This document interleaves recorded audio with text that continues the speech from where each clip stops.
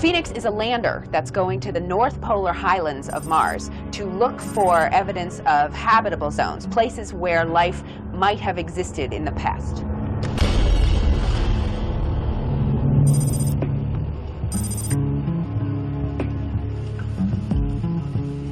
Moving flight hardware, not even to mention an entire spacecraft, is usually a delicate affair.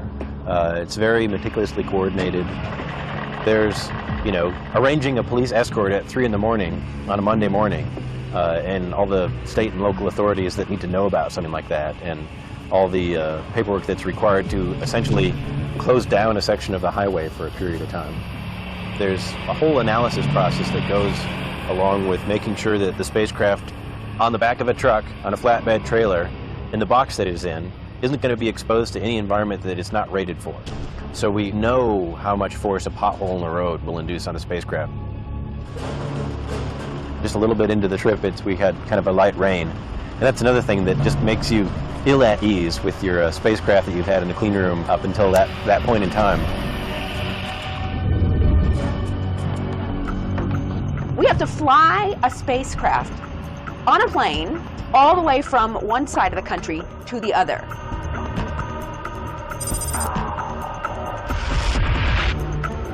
And that is a scary thing.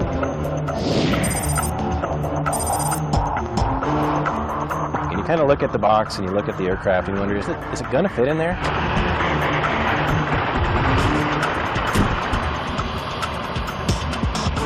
When they open those rear doors, there's this cavernous space inside. Even as big as it is, this box just barely fits inside of it.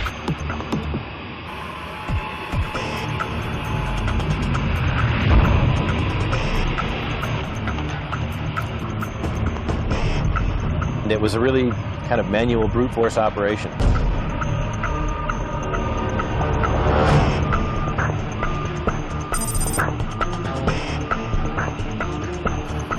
It looks just like we're loading a box onto a plane.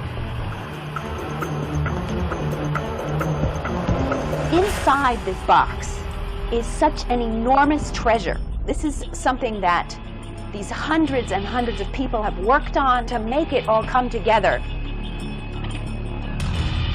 We've got Air Force pilots, most trustworthy people. They are flying this spacecraft from Denver to Cape Canaveral. And we trust these pilots, but we still worry.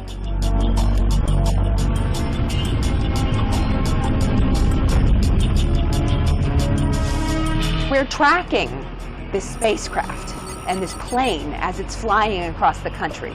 And as Florida comes into view, we think, oh, we're okay, and we can relax.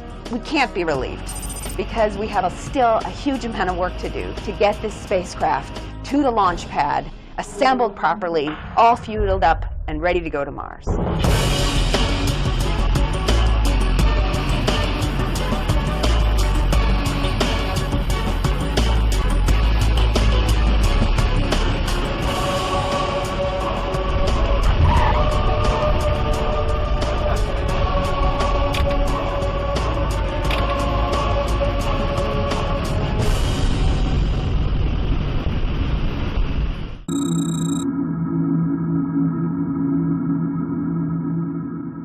Phoenix is a lander that's going to the North Polar Highlands of Mars to look for evidence of habitable zones, places where life might have existed in the past. We're going to be repeating a number of tests that we did back in Denver, both to fully check out the spacecraft after the shipment, as well as take on some minor updates to the software that we've been testing with overall. Once we get out into June, then we've got a month that we'll be installing the ordnance and explosives onto the spacecraft that it needs to both separate itself and deploy the parachute. This phase of the mission is basically the final checkouts and closeouts of the vehicle in preparation to make it to the third stage and to transport it out to the pad and get it stacked on the rocket and, of course, get it launched. The most challenging part is as you get closer and closer to the end, there's less and less room to recover if something doesn't go right. So, it's really just managing things and being on top of every little item, because there's a point there where you can't recover, and you don't want to get to that point. The biggest challenge this week is actually not the launch window per se, because it's an early morning launch, but we are in our peak afternoon thunderstorm time of the year. So the biggest challenges are the propellant loading that has taken place on the pad over the last couple of days, and it's been canceled because of the thunderstorms. We were supposed to load oxidizer and then fuel onto the second stage of the launch vehicle today. And they got through the oxidizer load, and then the prediction for weather this afternoon was not good. So they decided to stand down from loading fuel, which means they have to load fuel tomorrow. And because of that, we'll likely slip spacecraft launch from what was planned to be Friday morning to Saturday morning. We have 2 days of our launch window before the shuttle. We have to stand down for the shuttle launch. And so we're hoping that if we either get off in the first 2 days or the shuttle gets off on its first day, so that then we can start planning to launch right after the shuttle.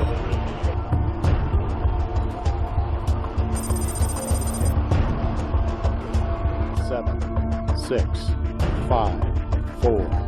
Main engine start. 2, 1, 0, and liftoff of the Delta II rocket with Phoenix, a distant science outpost seeking clues of the evolution at the polar region of Mars.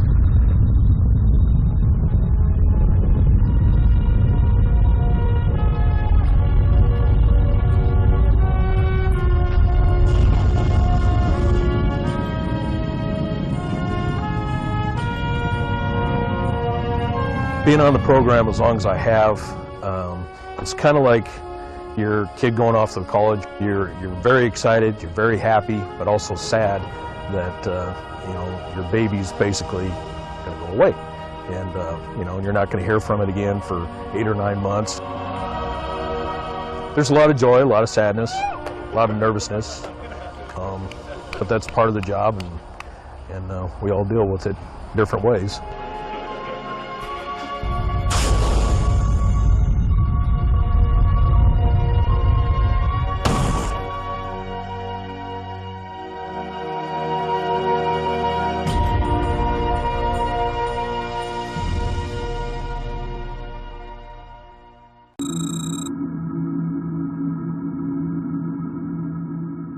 The Mars Phoenix lander is headed for the north polar region of Mars, and its goal will be to search for habitable regions, places where life may have existed in the past. The phase that we're in now is called cruise, which sounds really easy and laid back, although it's actually a very busy time for the spacecraft teams. We're busy making sure the systems of the spacecraft are working as they should. The teams are busily preparing for the science that's going to occur after landing. The navigation team is getting ready to make sure that the spacecraft actually gets to its target on Mars. It's very similar to the sport of archery. In archery, you have the archer who's standing some distance away from the target, and that person's job is to make sure that the arrow hits the target. An archer will have to draw back the bow with a certain amount of force. Secondly, the archer has to make sure that he aims the arrow at a certain angle, and then that arrow actually has to traverse the correct amount of distance so that it hits the target. These 3 things have to come together just right. With launching a spacecraft to Mars, it's a little different. The bow in this case is a 250-ton rocket. Our arrow is the Phoenix spacecraft. It has to travel over 420 million miles to its target. That's 70 miles long by 15 miles wide. This is like trying to shoot your arrow from Dodger Stadium and hitting home plate at Wrigley Field in Chicago. So this seems almost like an impossible shot to take just in one single shot. So we actually make it a little more fair by having 6 opportunities to correct that trajectory along the way. Imagine if you could shoot an arrow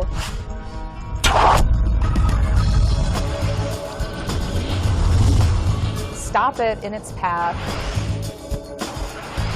check to make sure if it's on course for the target, and if not, be able to nudge it back to its target so that it's headed for the right place.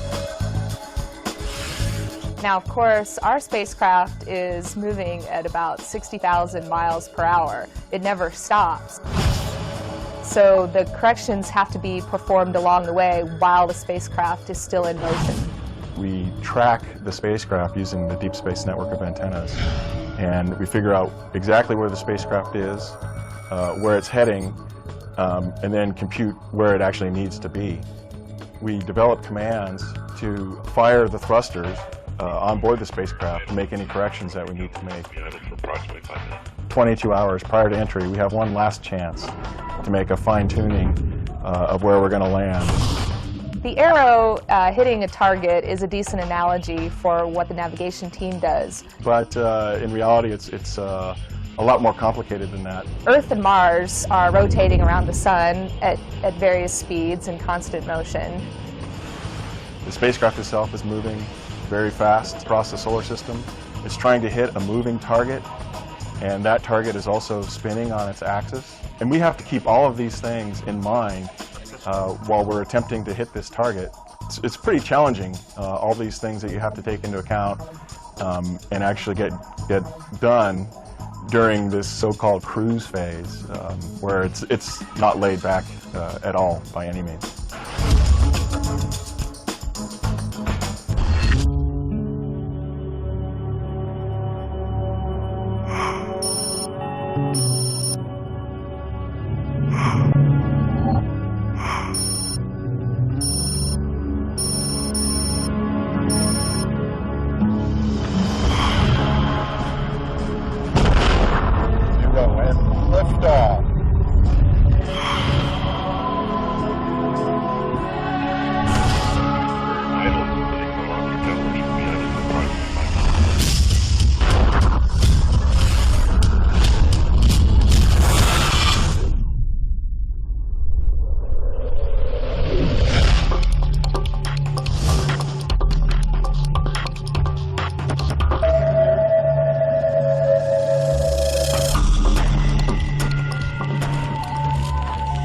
Phoenix is the first Mars scout mission. It's the first mission that's going to try to land near the North Pole of Mars. And it's the first mission that's actually going to go try and reach out and touch water on the surface of another planet.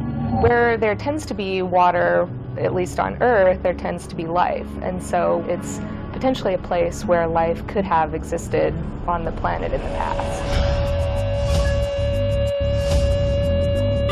The main purpose of EDL is to take a spacecraft that is traveling at 12,500 miles an hour and bring it to a screeching halt in a soft way in a very short amount of time.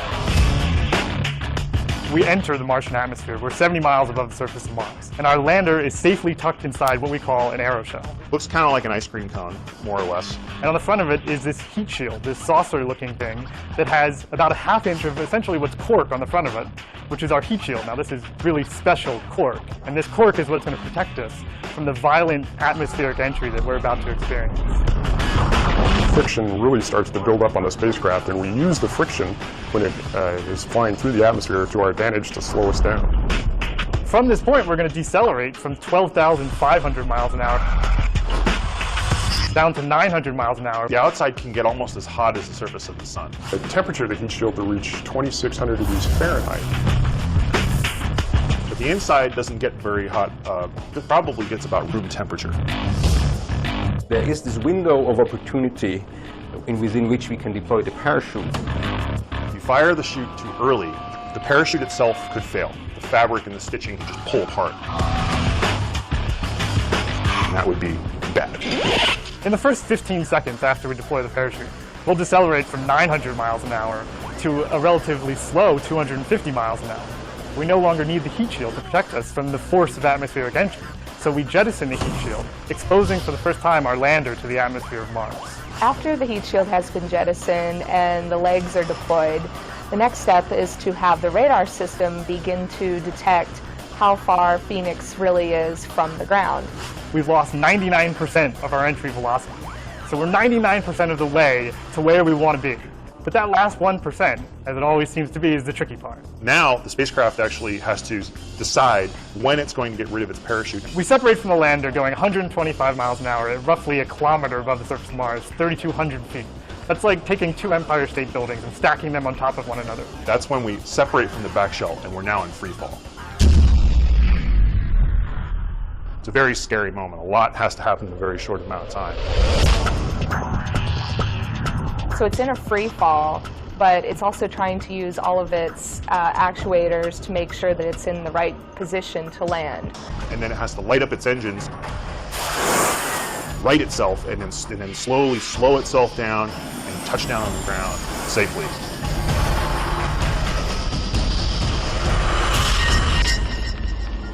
Earth and Mars are so far apart that it takes over 10 minutes for a signal from Mars to get to Earth.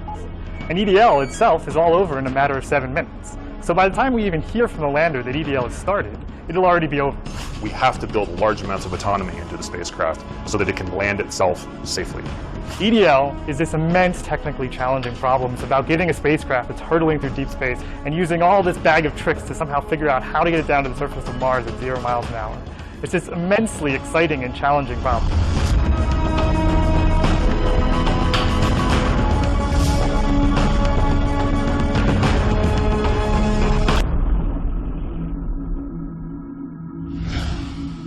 Atmospheric entry on my mark.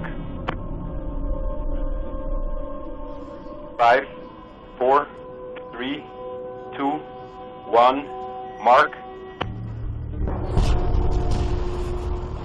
Expected peak heating rate in 1 minute and 40 seconds. Standing by for possible platinum blackout. Phoenix now 1 minute past the entry point. We still have a signal via Odyssey. At this point in time, Phoenix goes normally through peak heating. Phoenix now 2 minutes and 25 seconds past the entry point. We still have a signal via Odyssey. Standing by for reacquisition via direct to Earth. Stop of Odyssey canister data and switch to 32K in 10 seconds. Standing by for expected parachute deployment.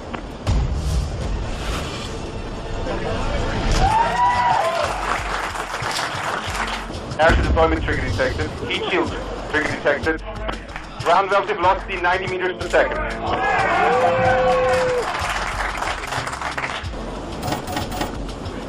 Land leg deployment trigger detected. Ground relative velocity 60 meters per second. Standing by for altitude conversion. At this point in time, Phoenix will have normally reached altitude convergence. We're standing by for confirmation via telemetry.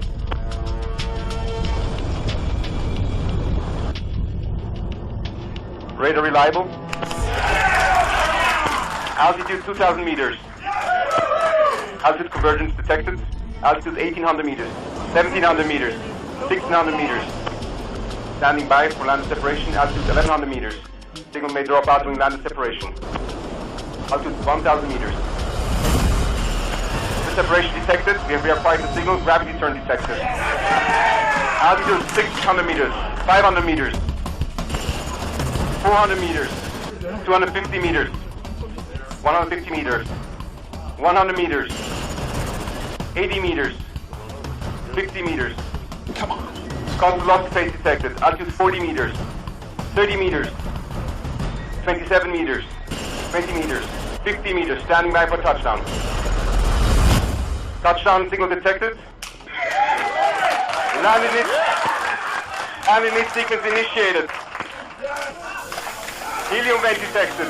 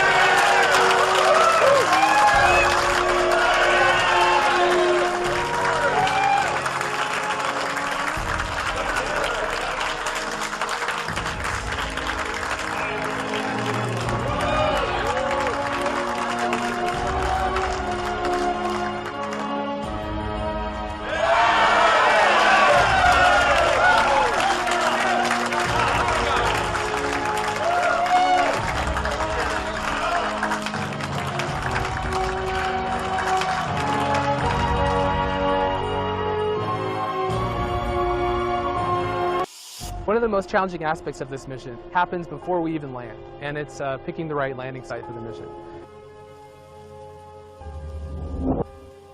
We want to study the habitability of Mars. We want to really figure out if it was ever capable of supporting life. And the way we do that is to really follow the evidence of water on Mars.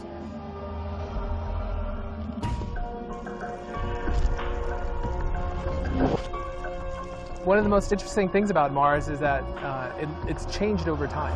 What we see on Mars today is very different from what occurred in the distant past. And water is the real interesting thing that we're looking for, the history of water, how it's changed over time. One of the biggest challenges to studying habitability on Mars, which is the goal of the Curiosity rover mission, is to try to follow that signature of water. Where was the water? How long was it there? And where do we go to look for evidence of it? If we were somewhere like this, where there's a pretty obvious geologic record of water flowing, carrying material down, that would be a home run. But the real challenge is finding that one spot on Mars to send this great rover mission to.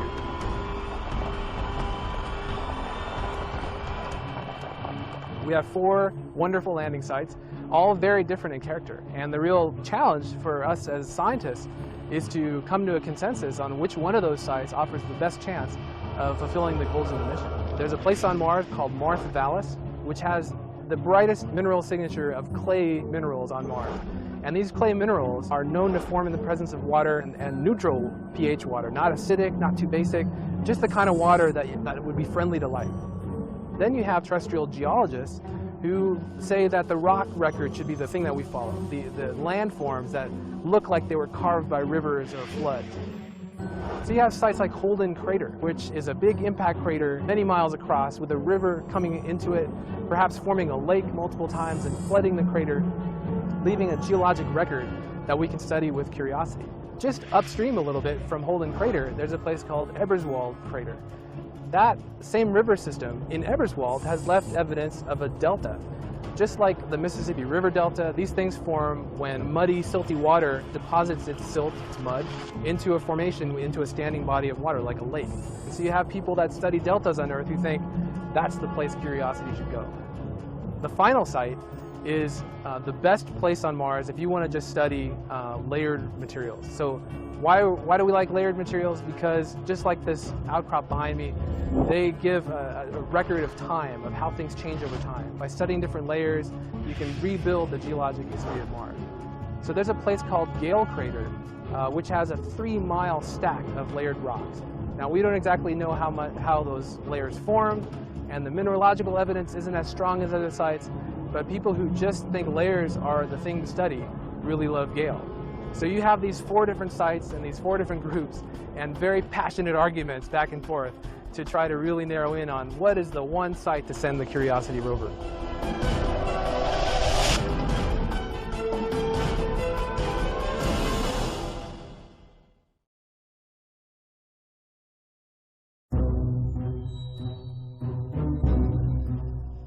When people look at it,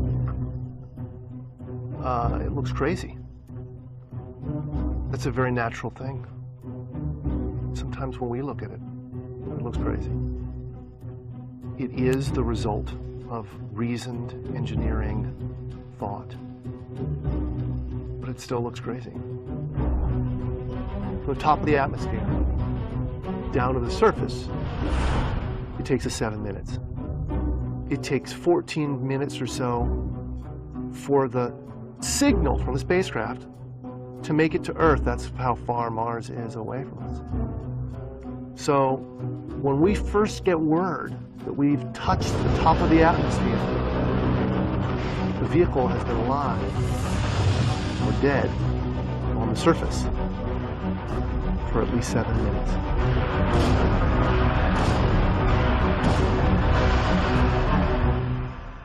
Entry, descent, and landing, also known as EDL, is referred to as the 7 minutes of terror, because we've got literally 7 minutes to get from the top of the atmosphere to the surface of Mars, going from 13,000 miles an hour to 0 in perfect sequence, perfect choreography, perfect timing, and the computer has to do it all by itself with no help from the ground.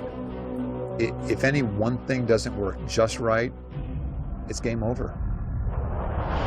We slam into the atmosphere and develop so much aerodynamic drag. Our heat shield, it heats up and it glows like the surface of the sun. 1,600 degrees. During entry, the vehicle is not only slowing down violently through the atmosphere, but also we are guiding it like an airplane to be able to land in a very narrow, constrained space. This is one of the biggest challenges that we're facing, and one that we had never attempted on Mars. Mars is actually really hard to slow down because it has just enough atmosphere that you have to deal with it. Otherwise, on the other hand, it doesn't have enough atmosphere to finish the job. We're still going about 1,000 miles an hour. So at that point, we use a parachute. The parachute is the largest and strongest supersonic parachute that we've ever built to date. It has to be able to withstand 65,000 pounds of force, even though the parachute itself only weighs about 100 pounds. When it opens up that fast, it's a neck-snapping 9 Gs. At that point, we have to get that heat shield off. It's like a big lens cap blocking our view of the ground to the radar. The radar has to take just the right altitude and velocity measurements at just the right time, or the rest of the landing sequence won't work. This big, huge parachute that we've got, it will only slow us down to about 200 miles an hour. And that's not slow enough to land. So we have no choice, but we've got to cut it off and come down in rockets. Once we turn those rocket motors on, if we don't do something, we're just going to smack right back into the parachute. So the first thing we do is make this really radical divert maneuver. We fly off to the side. Diverting away from the parachute, killing our horizontal velocity and our vertical velocity, getting the rover moving straight up and down so it can look at the surface with its radar and see where we're going to land.